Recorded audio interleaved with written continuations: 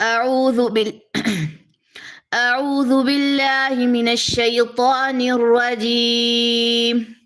بسم الله الرحمن الرحيم. واعلموا أنما غنمتم من شيء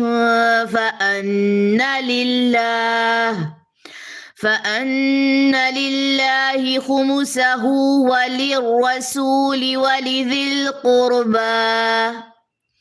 وللرسول ولذي القربى واليتامى والمساكين